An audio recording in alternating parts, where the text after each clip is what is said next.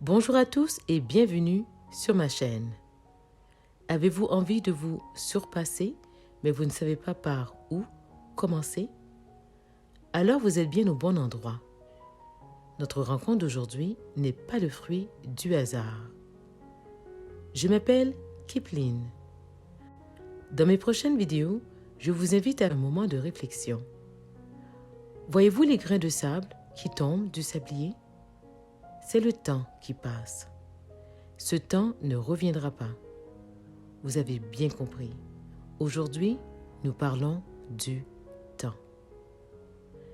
Restons ensemble pour découvrir les exercices de réflexion ainsi que les idées cadeaux que je vous propose. Prenez le temps de noter dans un cahier et ou réécouter la vidéo autant de fois que nécessaire jusqu'à notre prochaine rencontre. Je produis une nouvelle vidéo chaque 2 semaines. Pour ne pas me perdre de vue et m'encourager, je vous invite à vous abonner en pressant sur le bouton Subscribe, de donner un like et me laisser un petit commentaire de votre appréciation. Tout cela est gratuit. Autre chose, à travers tout le voyage, soyez honnête avec vous-même. Êtes-vous prêts? On y va? Aujourd'hui, nous parlons du temps. Bien sûr, on ne parle pas de la température, mais bien de l'espace-temps. J'ai entendu ou peut-être lu de sages paroles qui avaient retenu mon attention un jour. Ça va comme suit. Toute bonne action trouve son moment de récompense dans le temps. Cette phrase nous révèle un secret inestimé pour ceux qui savent lire entre les lignes. Décortiquons-la ensemble. Avant d'aller plus loin, voici un petit exercice que je vous invite à faire quotidiennement. Comme vous savez, chaque jour est un présent du ciel. Personne ne sait combien de temps il nous reste vraiment ici-bas. Et si aujourd'hui était le jour J? Pour ne pas passer à côté, prenez le temps de faire les 3 actions suivantes. Premièrement, regardez vos proches, surtout vos enfants, bien dans les yeux et dites « je t'aime ». Deuxièmement, donnez-leur un gros câlin chaleureux qui sera finalement accompagné d'un gros baiser. Faites-le surtout si vous êtes pressé ou en retard ce matin-là. Ces petits actes d'amour vont s'avérer être des remèdes essentiels pour que ceux qui restent derrière puissent se sentir importants et puissent se relever dans les moments difficiles. Un sentiment de bien-être. Voilà un cadeau inestimable que vous pourriez leur laisser en héritage. La vie est éphémère. Le cycle de la vie, simplement expliqué, se décrit en 3 étapes. On naît, on grandit et on meurt. Est-ce que la réincarnation existe? C'est là un autre sujet de débat.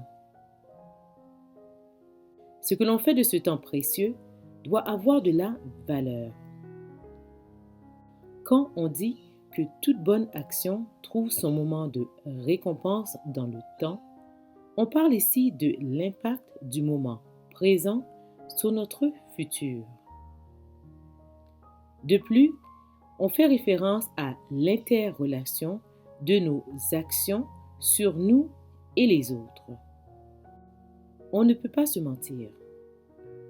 Ça commence par une pensée qui va générer une action. Quand on comprend ça, on a le devoir de se traiter et de traiter les autres avec beaucoup de respect. On peut intervenir dans la vie d'un étranger aussi bien qu'un ami d'enfance. Il faut comprendre que chaque action est un moment de gratitude qui n'est jamais perdue dans le temps. Le hasard n'existe pas.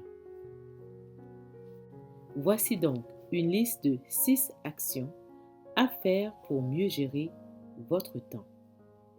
Numéro 1. Donnez votre temps à ceux qui le méritent. Nous sommes des êtres sociaux. On peut généralement compter sur une main les personnes sur qui on peut vraiment compter. Donner de son temps et son énergie, partager ses connaissances et aptitudes sont différentes façons de connecter avec les autres. Comme on ne peut pas emmagasiner le temps, il est important de le donner aux gens de votre entourage qui le méritent. Il faut donc prendre le temps de filtrer la consistance de leurs propos et leurs actions. Est-ce que cette personne apprécie ce temps que vous lui accordez ou profite-t-elle simplement de vous avec beaucoup de gentillesse? Numéro 2. Donnez votre temps sans rien attendre en retour. Quand on traverse des moments difficiles, on a tendance à se renfermer sur soi-même. Pourtant, c'est principalement à ces moments-là qu'il faut donner de son temps.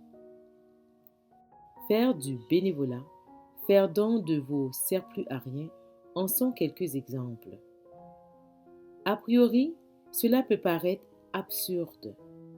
Pourtant, c'est une opportunité que l'univers vous donne de développer de la gratitude. On se connecte avec le monde extérieur. On se rappelle qu'on a quelque chose à donner, à partager. Donc, la partie n'est pas finie. D'autres ont besoin de vous. Donc, vous valez quelque chose. C'est ainsi qu'on change son énergie, sa réalité.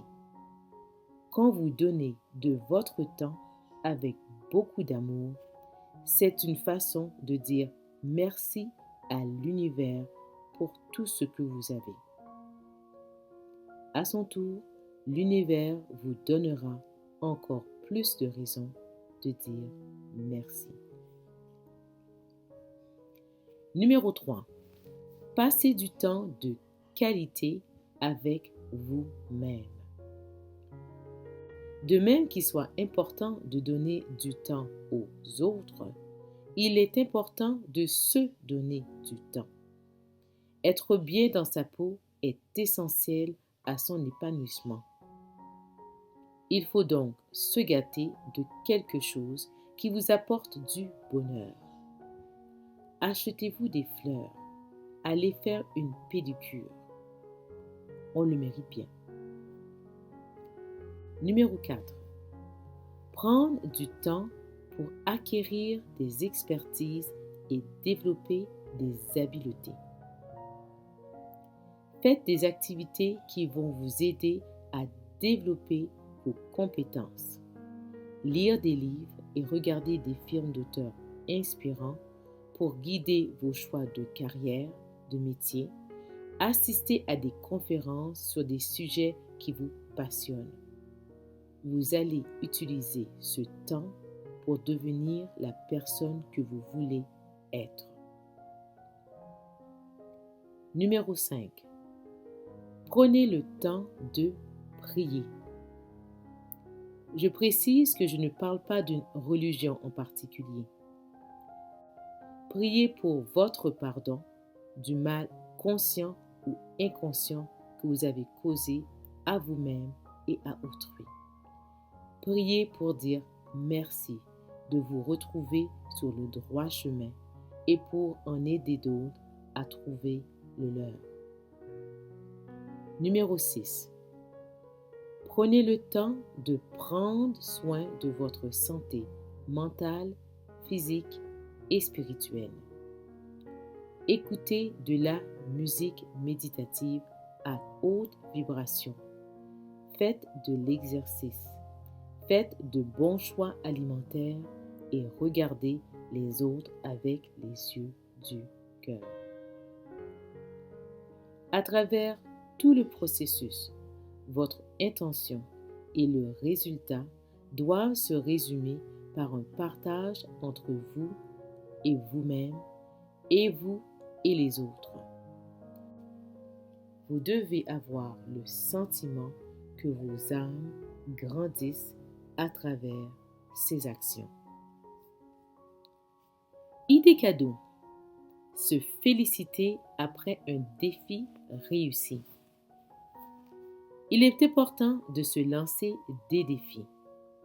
Encore plus important, il faut vous féliciter pour avoir réussi. Le défi peut être de tout ordre.